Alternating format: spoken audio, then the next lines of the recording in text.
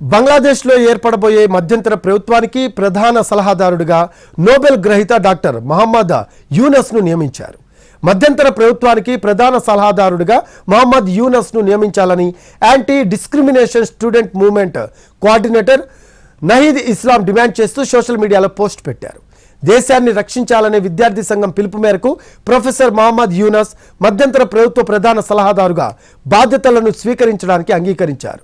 సాధ్యమైనంత త్వరగా మధ్యంతర ప్రభుత్వాన్ని ఏర్పాటు చేస్తామని ఇప్పటికే బంగ్లాదేశ్ అధ్యక్షుడు మహమ్మద్ షహాబుద్దీన్ ప్రకటించారు. బంగ్లాదేశ్లో ప్రభుత్వం మారినా పరిస్థితులు ఇంకా అదుపులోకి రాలేదు.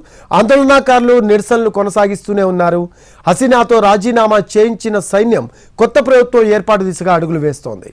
బంగ్లా అధ్యక్షుడు మహమ్మద్ షహాబుద్దీన్ పార్లమెంట్ను రద్దు చేశారు. ఇటు జైల్లో ఉన్న ప్రతిపక్ష నేత బేగం ఖలీదా జియాను విడుదల చేశారు. ప్రస్తుతానికి మధ్యంతర ప్రభుత్వాన్ని ఏర్పాటు చేసి పరిస్థితులు చల్లబడ్డాక ఎన్నికలకు వెళ్ళాలి అన్నది బంగ్లా సైన్యం ఆలోచనగా కనిపిస్తోంది. బంగ్లా పరిణామాలపై భారత్ అప్రమత్తమైంది. పరిస్థితిని ఎప్పటికప్పుడు సమీక్షిస్తోంది. సరిహద్దుల్లో భద్రతను కట్టుదిట్టం చేసింది. అయితే బంగ్లాదేశ్లో మారుతున్న పరిణామాలు మనకు ఇబ్బందికరంగా మారే అవకాశాలు కనిపిస్తున్నాయి. బంగ్లాదేశ్ మనకు మిత్రదేశం.